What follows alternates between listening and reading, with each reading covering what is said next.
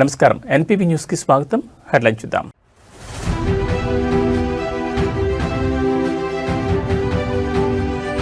జీవన్ రెడ్డికి అస్వస్థత, రాజకీయ ఒత్తిడిన food పాయిజనా?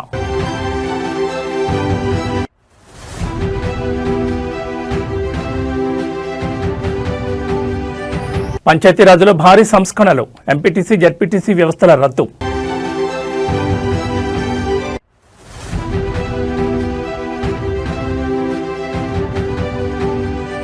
Kyathanpalli chairman పీఠం కోసం కోట్ల యుద్ధం, కౌన్సిలర్కు 3 కోట్ల ఆఫర్. కాంగ్రెస్ పార్టీ సీనియర్ నాయకులు మాజీ మంత్రి టి జీవన్ రెడ్డి తీవ్ర అస్వస్థతకు గురయ్యారు. కొద్దిసేపటి క్రితమే ఆయన హైదరాబాద్లోని నిమ్స్ ఆసుపత్రికి తరలించారు కుటుంబ సభ్యులు. గత రాత్రి నుంచి ఆయన వాంతులు విరేచనాలతో ఇబ్బంది పడుతున్నట్టు తెలుస్తోంది. ఫుడ్ పాయిజన్ కారణంగానే ఆయన అస్వస్థతకు లోనయ్యారని ప్రాథమికంగా తెలుస్తోంది. ప్రస్తుతం నిమ్స్ వైద్య బృందం ఆయనకు అత్యవసర చికిత్స అందిస్తోంది. ఆయన ఆరోగ్య పరిస్థితిని డాక్టర్లు నిశితంగా పర్యవేక్షిస్తున్నారు. మరోవైపు జీవన్ రెడ్డి గత కొద్ది రోజులుగా పార్టీ పరిణామాలపై తీవ్ర అసంతృప్తితో ఉన్న విషయం తెలిసిందే. ముఖ్యంగా జగిత్యాల రాజకీయాల్లో చోటు చేసుకున్న పరిణామాలు ఆయన తీవ్రంగా కలిచివేస్తున్నాయి. గత అసెంబ్లీ ఎన్నికల్లో ప్రత్యర్థిగా ఉన్న సంజయ్ కుమార్ కాంగ్రెస్ లో కీలకంగా మారడాన్ని జీవన్ రెడ్డి జీర్ణించుకోలేకపోతున్నారు. ఇటీవల జరిగిన మున్సిపల్ ఎన్నికల్లో తన వర్గానికే కేవలం 20 టికెట్లు ఇచ్చి సంజయ్ కుమార్ వర్గానికి 30 టికెట్లు ఇవ్వడంపై ఆయన రాష్ట్ర నాయకత్వంపై నిప్పులు చెరిగారు. ఫలితాల అనంతరం కీలకమైన మున్సిపల్ చైర్మన్ పదవిని కూడా సంజయ్ కుమార్ వర్గానికి కట్టబెట్టడంపై జీవన్ రెడ్డి తీవ్ర ఆగ్రహంతో ఉన్నట్లు సమాచారం. అటు రాజకీయ ఒత్తిడి, ఇటు అనారోగ్యం, ఈ 2 అంశాలు ఇప్పుడు జిల్లా రాజకీయాల్లో చర్చనీయాంశంగా మారాయి. ఇన్ని బాధలు, ఇన్ని అవమానాలు తట్టుకునే కానీ నిలబడుతున్నా. ఈ అవమానాలు ఎంతకాలం భరించుడు, ఈ అవమానాలు ఎంతకాలం భరించుడు అని చెప్పి అంటున్నాను నేను. 20వ తారీఖు నాడు ఏది అవుతుందో ఎమ్మెల్యే గారితో కలిసిందట. 28 నాడు ఏదో మరి నామినేషన్ ఎన్ని వేసినా తెలియదు. 28, 29, 30 నాకు తెలియదు. ఇప్పుడు ఆయన కుర్చీలో కూర్చున్నాడు. మరి ఈయన గానికి ఏం అనుబంధం, ఏ రుణం తీసుకుంటున్నా ఏందో మాకు తెలియదా? మమ్మల్ని బలిపెడుతున్నావు కదా, నువ్వు మమ్మల్ని బలిపెడుతున్నావు కదా అంటున్నాయి అనేది. నేను బీఆర్ఎస్కి చేయలేదు, బీజేపీకి చేయలేదు.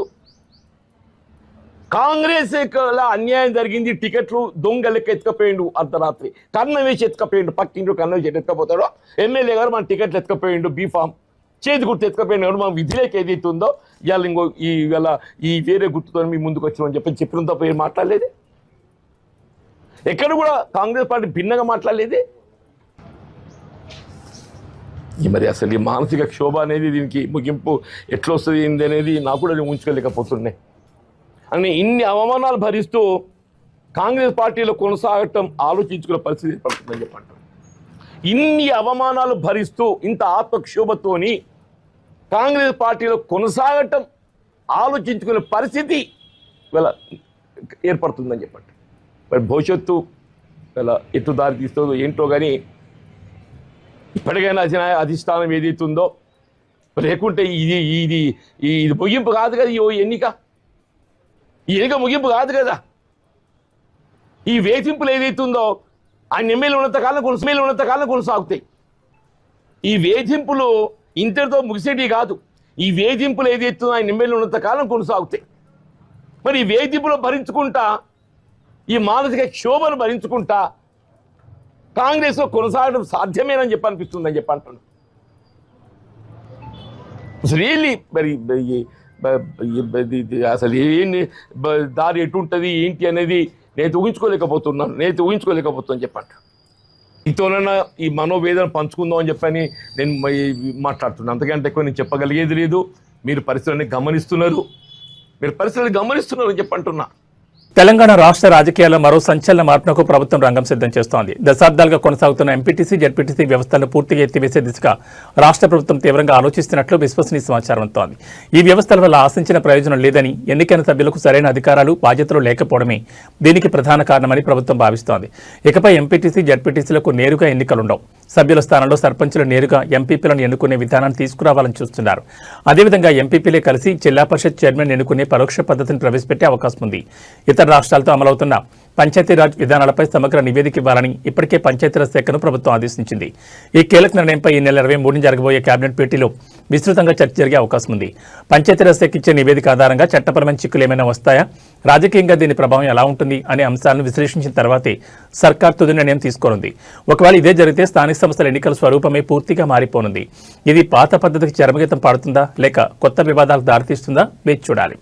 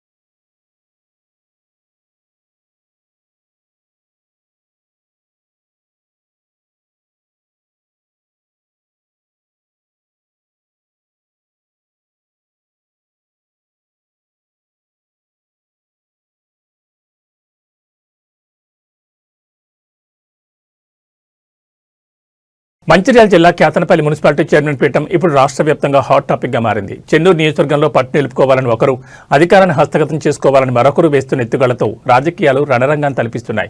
ముఖ్యంగా ఈ కుర్చీ కోసం ఏకంగా కోట్ల బేరసారాలు సాగుతున్నాయన్న వార్త ఇప్పుడు పొలిటికల్ సర్కిల్స్ లో ప్రకంపనలు సృష్టిస్తోంది. మంత్రి గడ్డం వివేక్ ఈ ఎన్నికను అత్యంత ప్రతిష్టాత్మకంగా తీసుకున్నట్లు సమాచారం. సంఖ్యాబలం లేకపోయినా ఎలాగైనా చైర్మన్ పీఠాన్ని దక్కించుకోవాలని ఆయన వ్యూహాలు రచిస్తున్నట్టు తెలుస్తోంది. చైర్మన్ పదవి దక్కాలంటే మరో 3 కౌన్సిలర్ల మద్దతు అవసరం. ఇందుకోసం ఒక్కో కౌన్సిలర్కు ఏకంగా 3 కోట్ల చొప్పున భారీ ఆఫర్ ఇచ్చినట్లు ప్రచారం జరుగుతోంది. కౌన్సిలర్లు చిక్కకపోవడంతో వారి కుటుంబ సభ్యుల ద్వారా ఒత్తిడి తెచ్చే ప్రయత్నాలు కూడా ముమ్మరంగా సాగుతున్నట్లు సమాచారం. ప్రచార సమయంలో ఇరు వర్గాల మధ్య జరిగిన రాళ్ల దాడిలో ఓ కానిస్టేబుల్ తీవ్రంగా గాయపడ్డారు. ఈ ఘటనలో మాజీ ఎమ్మెల్యే బాల్కసుమన్ను పోలీసులు అరెస్ట్ చేసి రిమాండ్కు తరలించడంతో రాజకీయం మరింత హీట్ ఎక్కింది. మంత్రి ఆఫర్ల నేపథ్యంలో బీఆర్ఎస్ అప్రమత్తమైంది. తమ కౌన్సిలర్లు చేజారిపోకుండా వారిని రహస్య ప్రాంతాలకు తరలించి కంటికి రెప్పలా కాపాడుకుంటోంది. బలం లేకపోయినా బేరసారాలతో పీఠం దక్కించుకోవాలని మంత్రి చూస్తుంటే తమ కోటాను కాపాడుకోవాలని గులాబీదళం పోరాడుతోంది. మరి ఈ కోట్ల రాజకీయం ఎటు దారితీస్తుంది? కేతనపల్లి పీఠంపై ఎవరు కూర్చుంటారు అనేది ఇప్పుడు ఉత్కంఠ రేపుతోంది.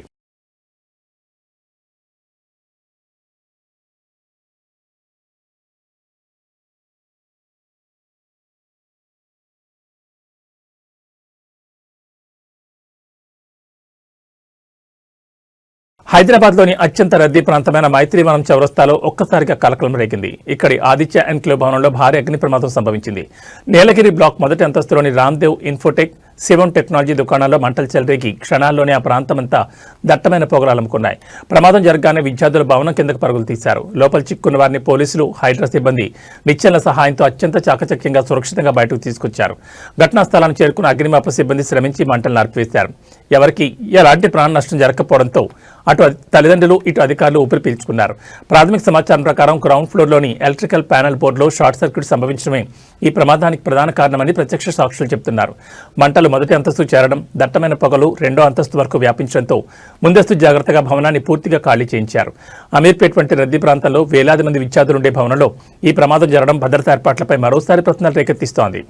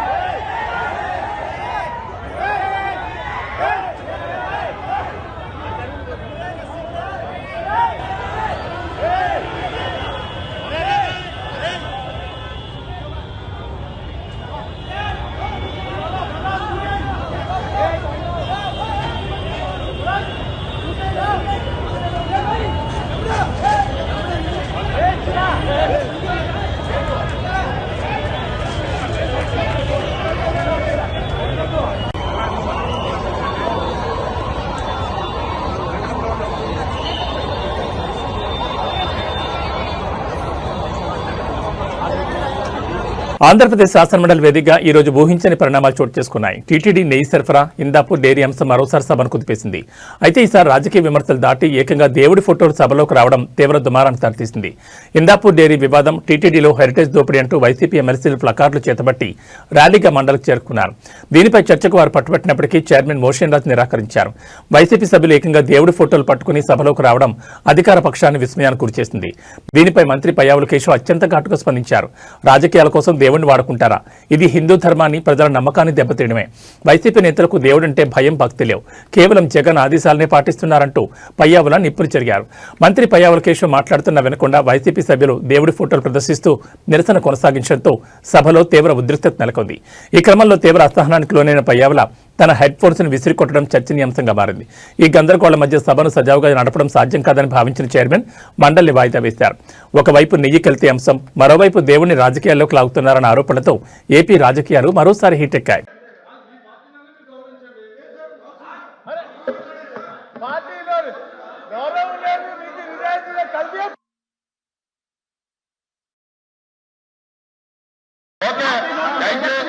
ఇప్పుడు మీరు హౌస్ని గౌరవించేవాళ్ళైతే మీరు కింద దిగండి, మీరు కింద దిగండి, దిగండి.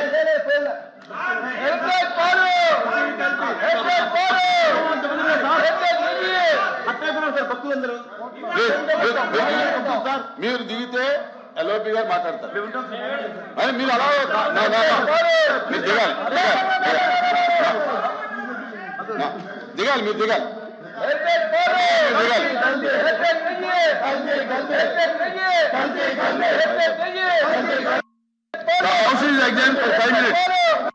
మాజీ మంత్రి వైసీపీ నేత అంబటి రాంబాబు జైలు నుంచి బెయిల్పై బయటకు వచ్చిన తర్వాత ఆ పార్టీ అధినేత జగన్ ను కలిశారు. తాడేపల్లిలోని జగన్ నివాసానికి వెళ్లి జగన్ తో భేటీ అయ్యారు. ఈ సందర్భంగా తనపై ప్రభుత్వం పెట్టిన కేసులు, టీడీపీ శ్రేణులు తన ఇంటిని ధ్వంసం చేసిన తీరు, హత్యాయత్నం, పోలీసులు వ్యవహరించిన తీరును జగన్ కు వివరించారు. అంబటి రాంబాబుతో పాటు జగన్ ను కలిసిన వారిలో ఎన్టీఆర్ జిల్లా వైసీపీ అధ్యక్షుడు దేవినేని అవినాష్, ఎంపీ పిల్లి సుభాష్ చంద్రబోస్, మాజీ ఎంపీ నందిగం సురేష్, మాజీ ఎమ్మెల్యే మల్లాది విష్ణు ఉన్నారు. ఈ సందర్భంగా జగన్ మాట్లాడుతూ తప్పుడు కేసులపై ఆందోళన చెందాల్సిన అవసరం లేదని అన్నారు. కేసులను చట్టపరంగా ఎదుర్కొందామని భరోసా ఇచ్చారు. ఇదే సమయంలో పోలీసులు వ్యవహరిస్తున్న తీరును జగన్ తప్పుపట్టారు. కొందరు పోలీసు అధికారులు కూటమి ప్రభుత్వంలోని పార్టీలకు ఒత్తాసు పలుకుతున్నారని అన్నారు. ప్రజల తరపున చేస్తున్న పోరాటంలో ఎదురయ్యే వేధింపులు, ఆటంకాలను ధీటుగా ఎదుర్కొని ప్రజలకు అండగా నిలుద్దామని చెప్పారు. పార్టీ నేతలు, కార్యకర్తలు ఆందోళన చెందాల్సిన అవసరం లేదని అన్నారు.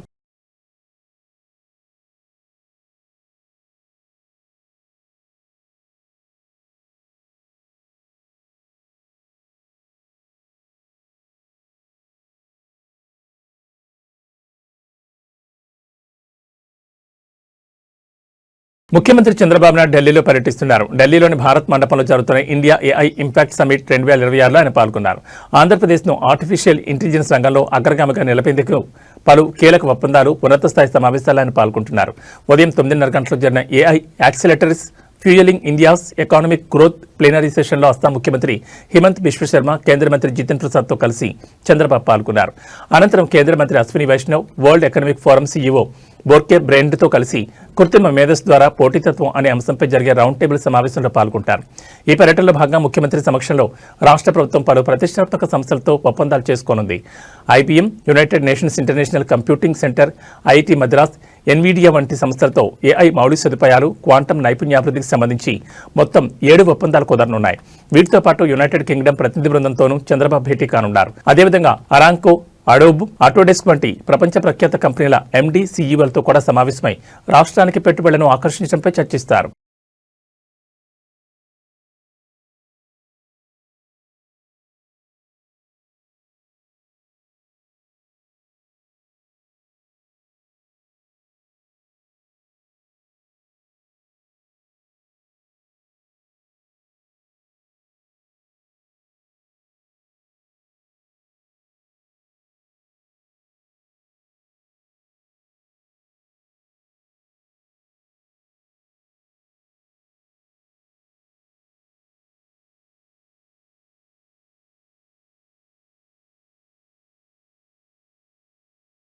దళిత డ్రైవర్ సుబ్రహ్మణ్యం హత్య చేసి డోర్ డెలివరీ చేసిన కేసు ఏపీలో కలకలం రేపిన సంగతి తెలిసిందే. 2022 మే 19 ఈ ఘటన జరిగింది.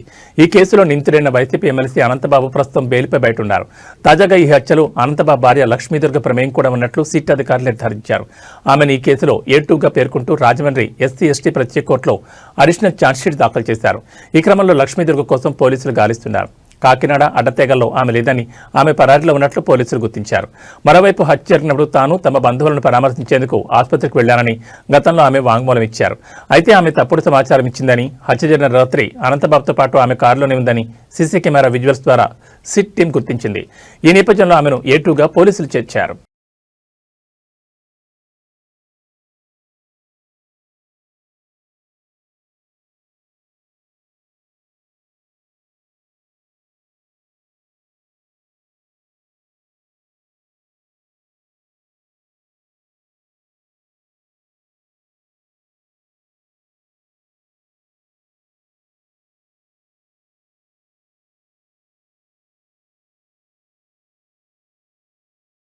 రాష్ట్రంలోని గ్రామ పంచాయతీ సర్పంచులకు ఆంధ్రప్రదేశ్ ప్రభుత్వం శుభవార్త చెప్పింది. 15వ ఆర్థిక సంఘం నిధుల వినియోగానికి అనుమతినిస్తూ కీలక ఉత్తర్వులు జారీ చేసింది.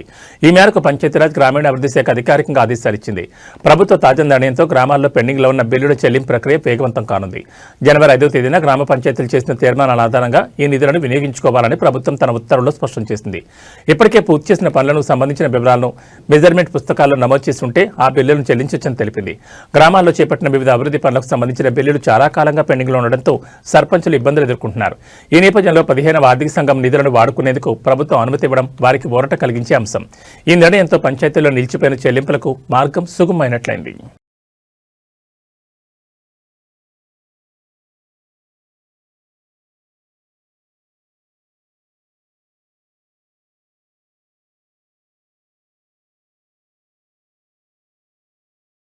ప్రపంచవ్యాప్త ట్రావెల్ వీడియోలతో సంచలనం సృష్టించిన తెలుగు యూట్యూబర్ నా అన్వేషణ అన్వేష్ ఇన్స్టాగ్రామ్ అకౌంట్ ఒక్కసారిగా కనుమరుగైంది. 1.3 మిలియన్ ఫాలోవర్స్ ఉన్న ఈ అకౌంట్ బ్యాన్ కావడం చర్చనీయాంశంగా మారింది. గతంలో అన్వేష్ తన వీడియోలో భారతదేశాన్ని దూషించారని నటి కరాటే కళ్యాణి సిసిఎస్ పోలీసులకు ఫిర్యాదు చేశారు. దీంతో పోలీసులు విచారణ చేపట్టి మత విద్వేషాలు రెచ్చగొట్టేలా, దేశ ప్రతిష్టకు భంగం కలిగించేలా పోస్టులున్నట్లు గుర్తించారు. ముందుగా ఇన్స్టాగ్రామ్ యాజమాన్యానికి లేఖ రాసి అకౌంట్ వివరాలు సేకరించారు. తర్వాత మరో లేఖలో విద్వేషపూరిత కంటెంట్ ఉందని తక్షణమే అకౌంట్ తొలగించాలని కోరారు. ఇన్స్టాగ్రామ్ యాజమాన్యం పోలీసుల లేఖపై స్పందిస్తూ అన్వేష్ అకౌంట్ను క్షుణ్ణంగా పరిశీలించింది. నిబంధనల ఉల్లంఘన నిర్ధారణ అయిన వెంటనే బ్యాన్ చేసింది. ప్రస్తుతం అకౌంట్ సెర్చ్ రిజల్ట్స్ లో కనిపించడం లేదు. నమస్తే అందరికీ. నా ఇన్స్టాగ్రామ్ ఛానల్ ఏదైతే ఉందో అది పోయిందండి. నేను చాలా బాధపడుతున్నాను. అంటాననుకున్నారా బత్తాయిలు? రూపాయి దాని ఇన్స్టాగ్రామ్ ఇంకైతే పోతే ఇట్టిన ఈక. ఇప్పుడు మీరు జాగ్రత్తగా వినండి బత్తాయిలు. ఈ 2 చేతులు నా 2 ఇన్స్టాగ్రామ్స్ అనమాట. ఈ 2 కాళ్ళు నా 2 యూట్యూబ్ ఛానల్ అనమాట. నా బాడీ ఏదైతే ఉందో ఫేస్బుక్ అనమాట. ఈ 5ని నడిపించేది తెలివైన బుర్ర. ఎంతమంది కుక్కల్ని నిద్ర లేకుండా చేస్తున్నానే బత్తాయిల్ని, ఆ బుర్ర. సో ఇప్పుడు మీరు ఏం చేశారు? ఈ బత్తాయిలందరూ కలిపి ఈ చెయ్యిని ఎరగొట్టేశారు. ఇంకో చెయ్యి ఉంది, 2 కాళ్ళు ఉన్నాయి, నడుచుకుంటూ వెళ్ళిపోతాను. ఇప్పుడు ఈ ఇన్స్టాగ్రామ్ని కూడా ఎరగొట్టేశారు. 2 కాళ్ళు ఉన్నాయి, పరిగెత్తుకుంటూ వెళ్ళిపోతాను. ఇప్పుడు ఈ కాలు తీసేశారు. ఒంటి కాలు ఉంది, ఒంటి కాలుతో వెళ్ళిపోతాను. ఇప్పుడు ఆ 2 కాళ్ళు తీసేశారు. బాడీ ఉంది, దేకుంటూ వెళ్ళిపోతాను. బాడీ కూడా తీసేశారు. తల ఉంది, మాట్లాడుకుంటూ వెళ్ళిపోతాను. సో నేను దొరికితే తెయ్యాల్సిందేంటి? తల. సంభాజీ మహారాజ్కి ఎగురుతుంది కదా తల, అలా ఎగరాలన్నమాట. నేను ఎవరిని దేకనని తెలిసి ఇన్స్టాగ్రామ్ పోయింది, అది పోయింది, ఇది పోయింది. పనికొచ్చే పనులు చెయ్యను. నాకేమైనా ఉపయోగం ఉందా ఇన్స్టాగ్రామ్తో? నేను ఏమైనా ప్రమోషన్స్ చేశానా? ఏదైనా లింక్ ఇచ్చానా? నేను ఎవరినైనా మోసం చేశానా? నాకెందుకు ఇన్స్టాగ్రామ్ ఫాలోవర్స్ ఉంటే ఏంటి, పోతే ఏంటి? అది ఇంపార్టెంట్. యూట్యూబ్ లాస్ట్ మంత్ 8 లక్షల బ్యాంక్ బ్యాలెన్స్ నుంచి ఎంత 1,09,00,000 లాభమా? అది ఇన్స్టాగ్రామ్ ఉంటే పోతే ఏట. ఇదిగో వినాయకుడి మీద ప్రమాణకం చేసి చెప్తున్నాను, 2026 భర్త ఆయన క్షమించేదే లేదు. సత్యం అల్లా కూడా చెప్పిండా. నిద్ర లేనివ్వను, మీకు నిద్ర పట్టదు. 2026 నరకము చూపిస్తాను, నరకము. నేను ఎవరిని దేకను. ఫస్ట్ ఆఫ్ ఆల్ నేను ఎవరిని దేకను. నువ్వు గుర్తుపెట్టుకో. నాకు కావాల్సింది ఏంటి? ఆరోగ్యం. అది చూడు, ఆరోగ్యమే మహాభాగ్యం. వీళ్ళందరూ పోతేటి ఉంటేట్రా, మనుషులే ప్రాణాలే పోతున్నాయ్యా. ఓకే బగ్నరా, రేపు నుంచి రోజు వీడియో వస్తుందా? అల్వాల్ సర్కిల్ మత్స్యబొల్లారం మార్కెట్ సమీపంలో ఛత్రపతి శివాజీ మహారాజ్ జయంతి సందర్భంగా శివాజీ యూత్ అసోసియేషన్ ఆధ్వర్యంలో అన్నదాన కార్యక్రమం నిర్వహించారు. ఈ సందర్భంగా వారు మాట్లాడుతూ గత 5 సంవత్సరాల నుంచి ఛత్రపతి శివాజీ మహారాజ్ జయంతి సందర్భంగా ఇక్కడ అన్నదాన కార్యక్రమం నిర్వహిస్తున్నామని తెలిపారు. ప్రతి ఒక్కరూ సనాతన ధర్మాన్ని పెంచాలని, అందరూ ఐకమత్యమై మన హిందూ ధర్మాన్ని, సనాతన ధర్మాన్ని ఇలాగే కొనసాగించాలని కోరారు. మహారాష్ట్రలో ఎలా జరుపుకుంటారో మన తెలంగాణలో కూడా ప్రతి సంవత్సరం ఘనంగా జరుపుకోవాలని కోరారు. ఈ కార్యక్రమంలో సంపత్ యాదవ్, నాగరాజ్, సాయిబాబా యాదవ్, శేఖర్, శ్రీధర్, బబ్లు, బంటి సింగ్, అక్షయ్ గౌడ్, రాహుల్ సింగ్ తదితరులు పాల్గొన్నారు.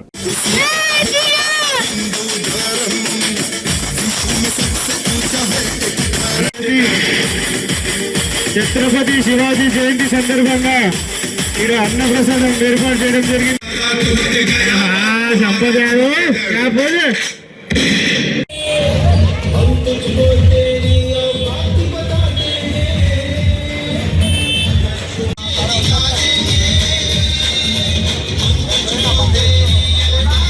ఈరోజు మచ్చాపురం జెడ్పీహెచ్ స్కూల్ ద్వారా అన్నప్రసాదం కార్యక్రమం నిర్వహిస్తున్నాం.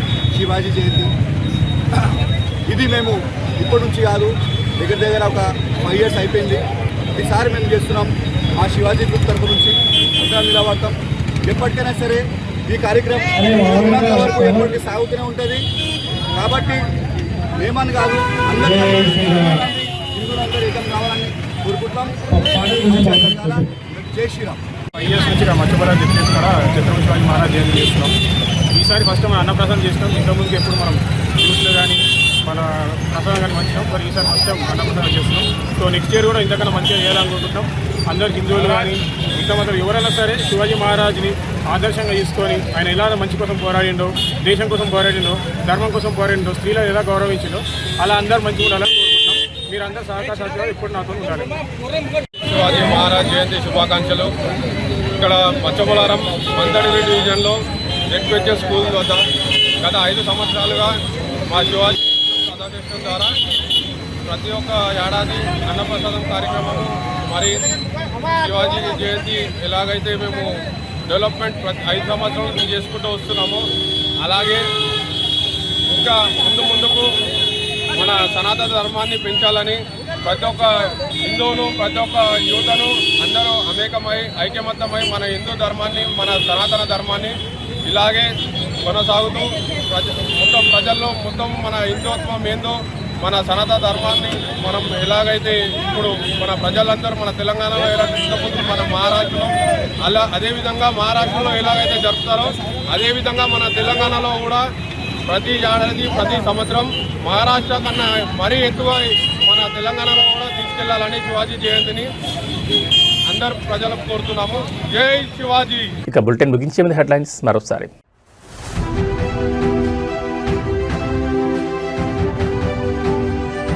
జీవన్ రెడ్డికి అస్వస్థత, రాజకీయ ఒత్తిడిన ఫుడ్ పాయిజనా?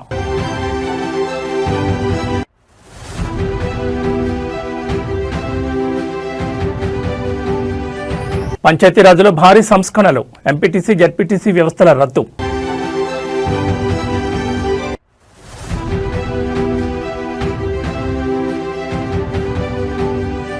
క్యాతనపల్లి చైర్మన్ పీఠం కోసం కోట్ల యుద్ధం, కౌన్సిలర్కు 3 కోట్ల ఆఫర్. ఏబీ బులెటిన్ విశేషాలు. నమస్కారం.